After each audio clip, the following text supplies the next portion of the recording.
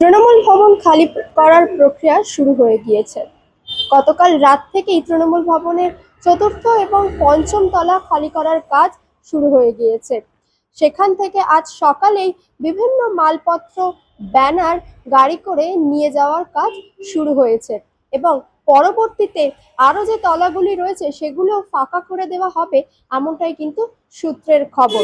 যদিও তৃণমূল ভবনের ইনচার্জ তিনি যেমনটা জানাচ্ছেন যে এই বিল্ডিং এর যিনি মালিক মনোতোষ সাহা, তার সঙ্গে কন্ট্রাক্ট করা হয়েছিল এই বিল্ডিং এর 1, 2 এবং 3 তলা, অর্থাৎ এই 3টি তলা কিন্তু তাদের এগ্রিমেন্ট করা হয়েছিল।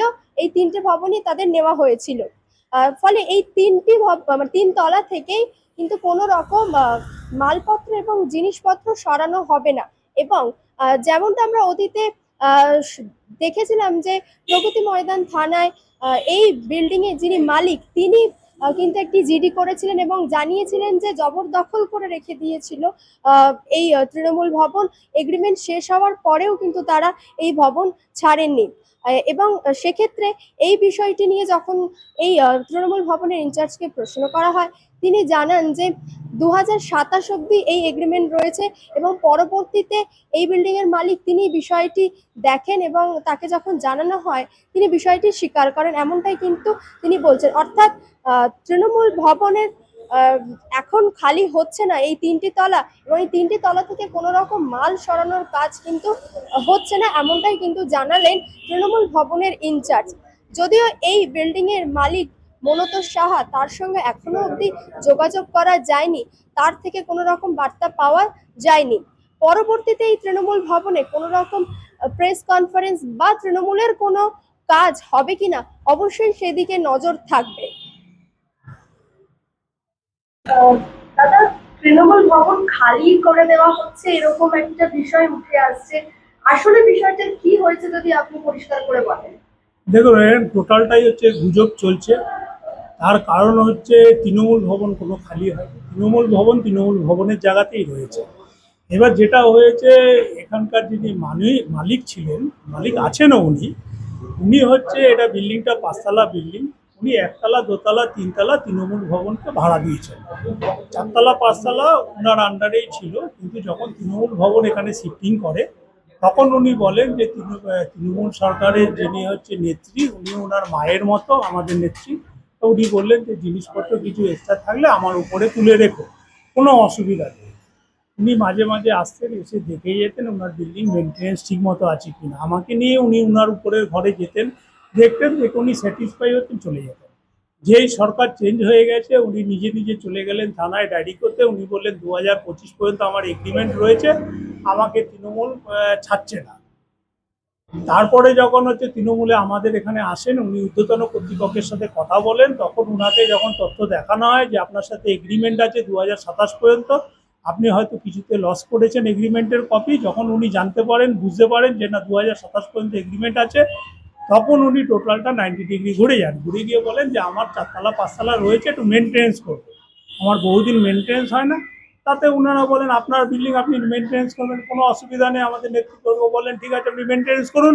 এবার মেনটেন্স করার নাম করে উনি কিছু জিনিসপত্র আমাদের ছিল যেগুলো উনি রেখেছিলেন, নিজের দায়িত্বে উনি তখন রেখেছিলেন। তখন উনি বলতেন আমার মায়ের মতো, মায়ের জিনিস থাকবে, অসুবিধা নেই।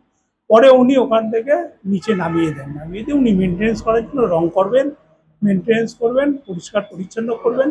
হঠাৎ দেখলাম রাত্রিবেলা কিছু চ্যানেলে, ওনার নিজস্ব কিছু চ্যানেলে ছবি দিয়েছেন, দিয়ে বলছেন যে তৃণমূল ভবন খালি হয়ে গেছে।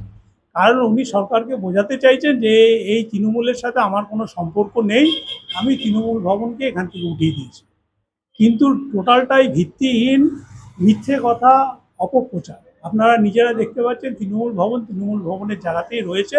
উনি খালি কিছু সংবাদ মাধ্যমের মাধ্যমে সরকারের সাথে ভালো সুসম্পর্ক তৈরি করার চেষ্টা করছেন, তাছাড়া আর কিছুই না। উনি ব্যবসায়ী ক্ষেত্রে ওনার ব্যবসা দিক থেকে নজর রেখে উনি কাজ করছেন, সেটা ওনার ব্যক্তিগত ব্যাপার, তার সাথে আমাদের কোনো পার্টির সম্পর্ক নেই।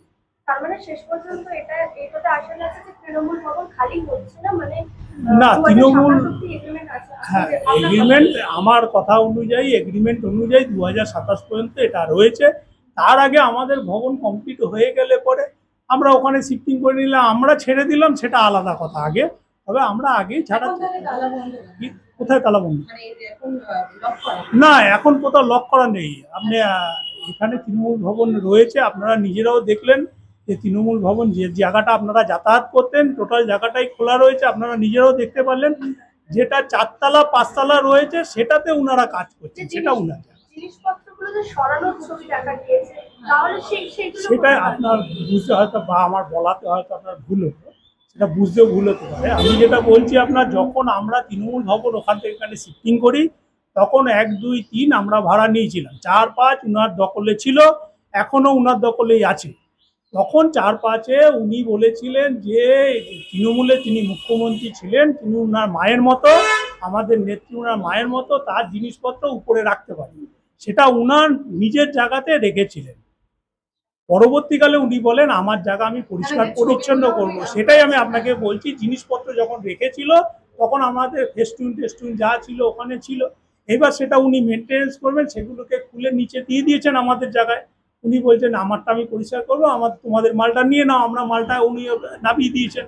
দিতে উনি সেটাকে ছবি করেছেন, করে নিয়ে কিছু সংবাদ মাধ্যমকে ছবি দিয়ে উনি বোঝাতে চাইছেন তৃণমূল ভবন এখান থেকে খালি হয়ে যাবে। সেটা হচ্ছে উনার 5 তলায় যে মালটা ছিল সেই মালটাকে উনি সরিয়েছেন, সরিয়ে ওটাকে উনি খুব সুন্দরভাবে একটা ভিডিও করেছেন যে মালটা খালি হয়ে গেছে। না, আমাদের যেটা রয়েছে সেটা এখনো তো আপনাদের চোখের সামনেই রয়েছে। না না, 1, 2, 3 আমাদের সেখানে তো আপনাদের দেখালাম। 4, 5-এ যেটা রয়েছে, যেখানে উনি তখন হচ্ছে মুখ্যমন্ত্রীকে মা বলে যে জিনিসগুলো রেখেছিলেন, এখন সেগুলোকে উনি আমাদের হ্যান্ড ওভার করে দিচ্ছেন, উনি নিয়ে নিচ্ছেন।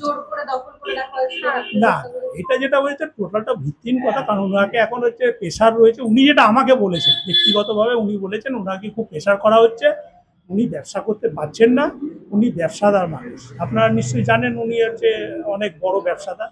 তা উনি এখন এই সরকারের সাথে, কারণ সরকারের সাথে ব্যবসা করবে। আগে সরকার ছিল তখন মার মতো ছিল, এবার ব্যবসা শেষ হয়ে গেছে, এখন নতুন সরকার এসে তাকে বাবার মতো করে রাখতে হবে, এর জন্য উনি ওখান থেকে মালগুলো নামিয়ে দিয়েছেন, এই আর কিছুই না। আমার নাম সুবীর মজুমদার, আমি তৃণমূল ভবনের ইনচার্জ।